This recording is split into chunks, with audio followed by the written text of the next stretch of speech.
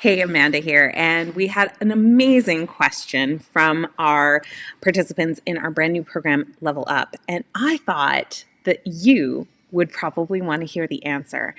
If you've been wondering why you just can't figure things out on your own, and when are you just going to have everything figured out already, you want to listen to this. Okay, so I wanted to record this to answer the question when I stopped needing coaching and mentorship. Because I was asked in the Beehive specifically, it occurred to me this morning that at some point I will understand enough about entrepreneurship that I won't need Amanda's blessing, that I have indeed done the work and leveled up. Amanda Kaufman, how long did that take you, please?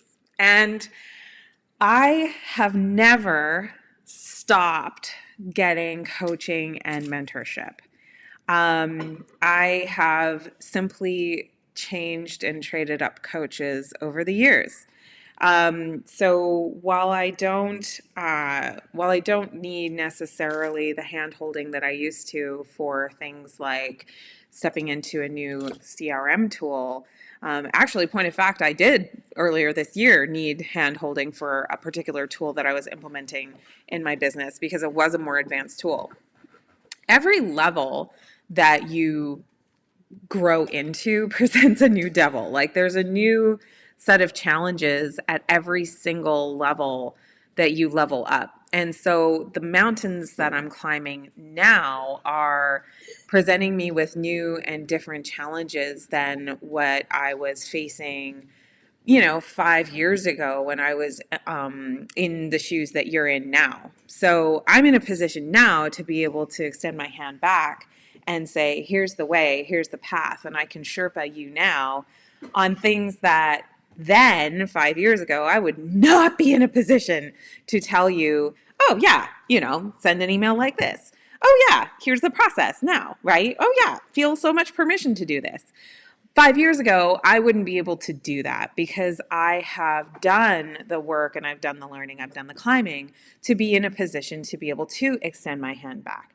And that is the nature of developing mastery and developing oneself, is being able to grow and develop. I think one of the biggest things about this is that there's kind of some belief system that I have had to work through personally that I'm hearing a little bit in this question around when am I going to be a grown up again? When am I going to be this independent person that is going alone? And what I think that is related to is a lot of enculturation to a culture and society that rewards loneliness and isolation and independence to our detriment. I've really been thinking about this in a very, very heavy way lately. Not heavy in like a bad way, but heavy as in it is on my mind a lot. I've noticed that people really reject support systems. And like whether it's getting mental health support, going to the doctor or practitioner or alternative health medicine, whatever floats your boat, but people just don't go to the doctor.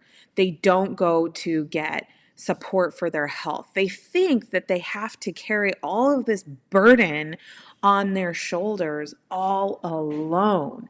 And what's really ironic about that is they at the same time see all these people around them suffering and they think, oh, I need to help those people. I need to help all the suffering people all around me. But they don't want to take care of self and they don't want to accept the olive branches that are all around them of support and help. And there's almost like this universal distrust of others helping.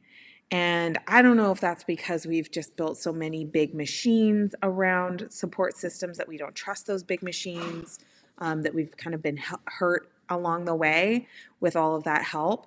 I've really been kind of contemplating a lot of that recently. But this idea of returning to isolation and this idea of returning to a time when I had all this control and I knew what I was doing, I think what you're really describing is a natural progression of development, which is when you're starting something new, you have this sensation of like, oh my gosh, I don't know what is going on, but it's exciting. Like, it's exciting to be the newbie and to like be that new person, and there's all that discovery, and that's really exciting, but it's also at the same time scary.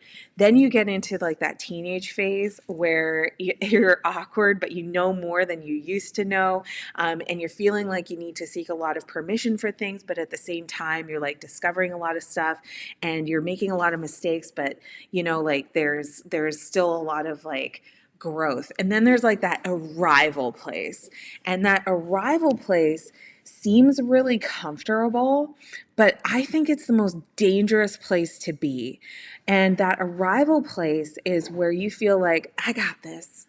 I got this. Everything's good. I know what to expect. And it's dangerous because the thing is, the world is changing radically and quickly all around you. And if you don't know it, you're going to get sideswept so quickly, right? And you trick yourself into thinking and believing that you don't need to learn anymore. And that place of arrival is actually stagnation and decay. So I think it's better to be an awkward teenager and a learner, and that's why I have worked with a coach and a mentor the entire way. So there you go. That's my 2 cents.